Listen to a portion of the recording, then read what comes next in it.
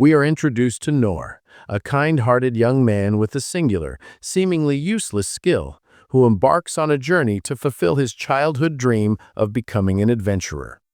We are given a glimpse into Noor's past, revealing the source of his adventurous aspirations. His late mother, weakened by illness, encourages him to live a life of his own choosing. This memory serves as the driving force behind Noor's determination to become an adventurer, a dream he holds dear. Upon arriving at the bustling royal capital, Noor's optimism is quickly met with the harsh realities of the adventurer world. He is informed that to become an adventurer, he must enroll in a training school and acquire a variety of skills. Despite his best efforts at various schools, including swordsmanship, magic, and archery, Noor fails to learn any significant abilities beyond the most basic, parry. Undeterred by his initial failures, Noor retreats into isolation for a decade, dedicating himself to mastering the one skill he possesses, parrying. Through relentless training, he hones his parrying to an extraordinary level, capable of deflecting thousands of attacks in the blink of an eye. Returning to the capital, Noor is finally accepted into the Adventurers Guild, albeit at the lowest F rank, relegated to menial tasks. While performing one of these odd jobs, he hears a cry for help coming from a nearby cave. Inside, he discovers Princess Lindbergh and her guards under attack by a formidable minotaur. With the royal guards swiftly defeated, Noor steps in to protect the princess. To the astonishment of all, he effortlessly parries the minotaur's powerful attacks with his seemingly basic skill. The intense battle culminates in Noor not only disarming the beast, but also causing it to be decapitated by its own axe. Unaware of the significance of his feat and the identity of the person he saved, a humble Noor leaves the scene, eager to continue his training. This climactic event sets the stage for Noor's unwitting journey into a world of adventure, where his mastery of parrying will defy all expectations. Rumors begin to spread through the capital about a mysterious adventurer who single-handedly defeated a powerful demon. Meanwhile, Princess Lin, grateful for her rescue, uses her skills to track down Noor. She finds him at the Adventurers Guild, where he is undertaking menial tasks, and insists on rewarding him for his bravery. Despite his reluctance and insistence that he only defeated a cow, Noor is brought to the royal palace to meet the king. Unfamiliar with royal etiquette, Noor's straightforward and humble demeanor impresses the king. The king offers Noor land and money as a reward, both of which he politely declines, stating that the princess's gratitude is enough. Seeing Noor's lack of greed, the king offers him a choice of any item from the royal treasury. Noor, with his practical mindset, chooses an old, heavy greatsword, a relic the king himself once used. To everyone's surprise, Noor handles the massive weapon with ease. Noor's incredible strength does not go unnoticed. Innes, the vice-captain of the royal guard, is immediately suspicious of him. This also sheds light on the larger political landscape. It is revealed that the Minotaur attack was a deliberate assassination attempt on Princess Lindbergh, orchestrated by the neighboring magic empire of Ditus. This act is seen as an attempt to provoke a war and seize the kingdom's valuable relics from the Dungeon of the Lost. This underlying conflict hints at the larger role Noor may play in the future of the kingdom, all while he remains blissfully unaware of the true extent of his power and the danger. Before he is allowed to leave the castle, Noor is required to spar with one of the king's men. Gilbert, who initially looks down on Noor as an insignificant adventurer, eagerly takes on this role. The ensuing fight showcases the vast and comical gap in perception of Noor's abilities. Gilbert attacks with ferocious speed and precision, using his most powerful techniques. However, Noor, with his unparalleled parrying skill, effortlessly deflects every single one of Gilbert's strikes, all while believing his own movements to be clumsy and desperate. He is under the impression that Gilbert is holding back and going easy on him. In reality, Gilbert is giving the fight his all and is utterly defeated, marking the first time he has faced an opponent he could not overcome. Witnessing this display from the sidelines, Princess Lin's conviction in Noor's incredible strength is solidified. In contrast, Noor remains oblivious to the true extent of his power, still viewing himself as a weak adventurer. Following the duel, Princess Lin redoubles her efforts to become Noor's pupil, being very persistent in her request. This highlights her pushy nature as she essentially forces herself into the role of his student, refusing to take no for an answer. The dynamic between the oblivious but overwhelmingly powerful Noor and the perceptive and determined princess drives much of the story's narrative and comedic elements. We now see the kingdom in a state of quiet turmoil following the assassination attempt on Princess Lin. Neighboring countries are keenly observing the situation, seemingly plotting to take advantage of any instability. Amidst this, Noor is adjusting to life in the capital, now shadowed by Princess Lin, who is resolute in her desire to become his apprentice, much to his bewilderment. Unbeknownst to Noor, high-ranking officials, including a character named Rain, are investigating a conspiracy that could shake the entire kingdom. The king, seeing a hidden potential in Noor, has bestowed upon him the Unbreakable Blade, a legendary weapon of mysterious origins, viewing him as a potential secret weapon for the trials to come. In an effort to finally prove to Lin that he is not the master she perceives him to be, and to take a step towards his dream of becoming an adventurer, Noor accepts a goblin subjugation quest from the local guild. Thanks to Lin's silver adventurer rank, they're permitted to undertake the mission in a nearby forest. Their supposedly simple quest takes a dramatic turn when they encounter not a standard goblin, but a monstrous goblin emperor, a creature far more powerful than what should be present in that region. This formidable beast is described as a highly dangerous subspecies of the Goblin King. Despite being an inexperienced adventurer, Noor's unparalleled parrying skills allow him to fend off the Goblin Emperor's ferocious attacks. However, the creature possesses a potent regenerative ability stemming from a magical stone embedded in its forehead, making it seemingly invincible. It is Lin who astutely identifies the source of the goblin's rapid healing. Realizing they must work together, Lin unleashes her wind magic to create an opening. This allows the incredibly swift Noor to close the distance and, with the unbreakable blade, strike the Goblin Emperor's weak point, successfully dislodging the regenerative stone and defeating the monster. Even after vanquishing a monster of such caliber, the humble Noor remains unaware of his own extraordinary strength, simply believing it to have been a particularly challenging goblin. On their return to the guild, some confusion arises as Noor inadvertently destroyed the proof of their kill. Meanwhile, Rain and others in power continue to watch Noor with great interest, convinced of his potential importance to the kingdom's future security. Next, we find Rain, Princess Lin's brother, secretly requesting that Noor escort Lin to a mountain district. Unaware of the imminent danger, Noor eagerly accepts, excited by the prospect of his first carriage ride. Accompanying them is the stoic guard, Innis Harness, also known as the Divine Shield, who has clandestine orders to flee with Lin and Noor if the kingdom is threatened. As their journey commences, the capital comes under a massive monster attack, a plot instigated by the magic empire Deridas to incite war and claim a rare relic from the kingdom.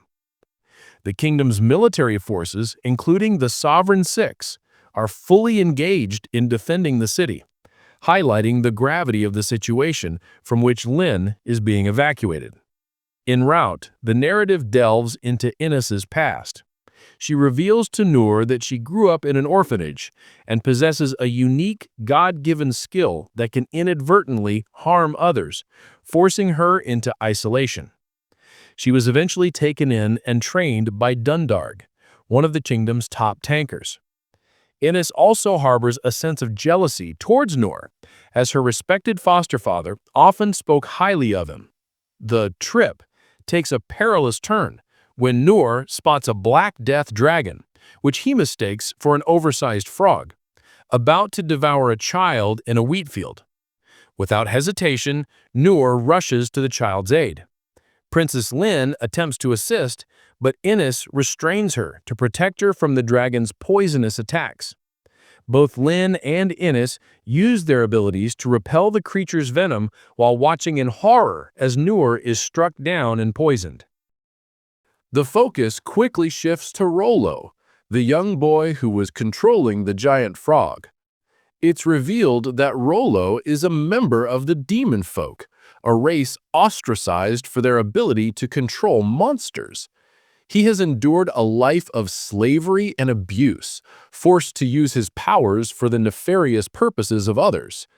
This revelation explains his initial fear and distrust. Noor, however, shows him kindness and acceptance, seeing his ability as a talent rather than a curse. As Princess Lin and her retinue express concern for Noor's well-being after he was exposed to the frog's potent poison, he shrugs it off, revealing an unexpected immunity. A flashback transports the audience to Noor's childhood, illustrating the origin of his poison resistance. As a reckless and curious boy, he often ingested poisonous plants and mushrooms out of sheer ignorance. Through a combination of his own innate fortitude and repeatedly healing himself, he inadvertently built up a powerful immunity over the years, a process that the princess likens to the making of a sage's body. Back in the present, Noor's party is confronted by a mysterious and menacing figure. This new antagonist reveals his intention to take Rollo, implying a connection to the boy's dark past and the people who enslaved him. The man, who carries a cross-shaped sword, exudes an aura of danger, setting the stage for a future conflict. Despite the looming threat, Noor remains steadfast in his protection of Rollo, offering the boy a place by his side. Having only known cruelty, Rollo is taken aback by Noor's genuine compassion. Before we continue, just a quick reminder to like and subscribe to the channel if you enjoy seeing content like this. Now, back to the video. The man is revealed to be Dead Man Zadu, a notorious S-ranked adventurer known for his immense power and ruthless nature, having single-handedly destroyed an entire country. Zadu's objective is to capture Rollo, referring to him as a valuable tool. The ensuing battle showcases Noor's extraordinary parrying ability against a truly formidable opponent. While Noor effortlessly deflects Zadu's barrage of daggers and other weapons, his primary focus remains on shielding Rollo from harm. True to his character, Noor is comically unaware of the life-threatening danger, even apologizing to Zadu for breaking his daggers and offering to pay for them. Despite his incredible defensive skills, the challenge of protecting Rollo while facing an S-ranked opponent begins to show, and Noor sustains some minor injuries. The tide of the battle turns when Innes, witnessing Noor's struggle, steps in to assist in defending the young boy. Her intervention allows Noor to go on the offensive. Ultimately, Zadu decides to retreat, but not before cryptically mentioning an impending big show that is about to take place in the capital, a comment that Noor completely fails to grasp the ominous meaning of.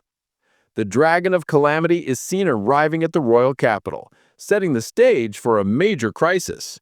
Meanwhile, Princess Lin continues to grapple with her feelings of inadequacy, inspired by Noor's kindness and heroic nature.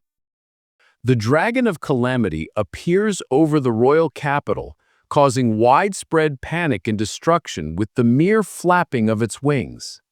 This disaster-class monster has been unleashed by the Empire Deridas in a calculated move to destabilize the kingdom and seize control of the relics within its dungeon. As chaos ensues, escape routes from the capital are mysteriously blocked, suggesting a deliberate attempt to trap the city's defenders, including the Sovereign Six. Faced with overwhelming odds, King Clays resolves to make a final stand to protect his people, sending his son Rain to aid in the evacuation. Meanwhile, Noor and his companions are returning to the capital when he senses the impending danger. Having previously mistaken a dragon for a large frog, Noor is initially excited to see a real one for the first time. However, on learning that Princess Lin's father and brother are still in the city, he decides he must intervene. With the capital nearly 100 kilometers away, Noor devises an unconventional plan to reach the city in time. He instructs Lin to propel him forward with her most powerful wind magic, a reckless yet effective strategy they had used once before against goblins. This chaotic and swift journey gets him to the capital just in the nick of time. Noor arrives just as the Dragon of Calamity is about to unleash a devastating breath attack on the king. In a seemingly accidental yet perfectly timed move, Noor parries the massive blast, stunning both the dragon and the onlookers. The ensuing battle is a spectacle of Noor's unique and overwhelming power. He effortlessly parries every one of the dragon's powerful attacks, from its indestructible scales and claws to its ultimate breath weapon. The dragon, a prideful and ancient creature, is bewildered and frustrated by this seemingly weak human who not only withstands the assaults, but also treats the fight with a baffling sense of ease. Through the dragon's inner thoughts, viewers see its growing anger, shame, and eventual defeat. After parrying the dragon's final desperate lunge, the creature's will is broken and it submits to Noor. Recalling the stories of his childhood hero, a dragon slayer who brought prosperity by slaying a dragon, Noor contemplates his next move. However, he ultimately chooses mercy and cannot bring himself to kill the defeated beast, instead calmly sitting down before it. This act solidifies Noor's character as a merciful and unassuming hero despite his immense power. Following the defeat of the dragon, the beast acknowledges Noor as its new master. However, in his typical humble fashion, Noor mistakenly believes that Rollo was the one to pacify the creature. After instructing the dragon to return to its home, the triumphant mood is short-lived. The departing dragon is suddenly struck down by a powerful magical blast. The source is revealed to be the army of the magic empire Doritas, which has amassed a force of over 10,000 soldiers equipped with advanced magical weaponry to invade the kingdom of Clace. To ensure the safety of Princess Lin and his companions, Noor decides to single-handedly hold off the invading army to buy them time to escape. What follows is a spectacle of Noor's unintentional prowess as he proceeds to parry every single attack from the entire army. This includes their magical swords and shields, and even the formidable magical artillery known as Bryanak. The emperor of the Doritas Empire, Doritas III, watches in disbelief and terror as Noor effortlessly deflects his army's full might. Misinterpreting Noor's nervous expression as a sinister smile, the emperor is overcome with fear and wets himself. Convinced he is facing a monstrous opponent, the terrified emperor orders his entire army to retreat, effectively ending the invasion before it could truly begin. We now see a flashback to the massive battle from before, this time from Noor's point of view. As he single-handedly parries the attacks of an entire army, it's revealed that he had no idea the elderly man he confronted was the enemy's emperor, Doritas III of the Magic Empire. Furthermore, what his opponents perceived as a menacing glare was merely Noor's failed attempt at a friendly smile. Pushing his body to its absolute limit, Noor begins to falter from sheer exhaustion. Just as he is about to be overwhelmed, the 6 great warriors of the Kingdom of Clays, who also happen to be his former instructors from the Adventurer Training Program, arrive to save him. They swiftly deal with the remaining enemy forces. With the immediate threat neutralized, the focus shifts to the escaped Emperor Doritas III. Determined to prevent his escape and end the war, Noor proposes a daring plan: to ride the now docile Dragon of Calamity in pursuit. Despite his own fear of heights, which causes him to pass out during the flight, the group takes to the skies. Aided by the dragon and the powerful abilities of his companions, including Innis, who shatters the border's defenses, they break through the Imperial defenses and head towards the capital. This sets the stage for a decisive confrontation in the heart of the enemy empire. Noor and his formidable allies are now poised for a battle that will determine the fate of the Kingdom of Clays. Noor and his companions launch an assault on the imperial capital. In response to the attack, Emperor Daridas III unleashes a formidable experimental weapon, a super death cannon that fires a massive mana beam directly at them. With immense effort, Noor manages to parry the powerful blast, but the sheer force of the recoil sends him flying.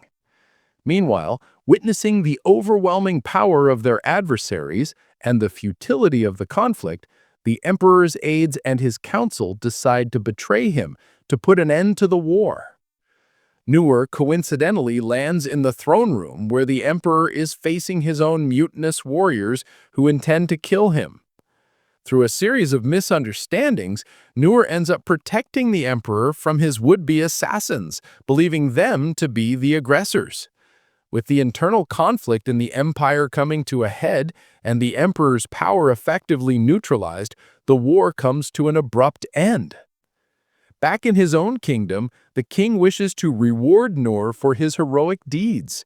True to his character, Noor attempts to parry any form of reward or recognition.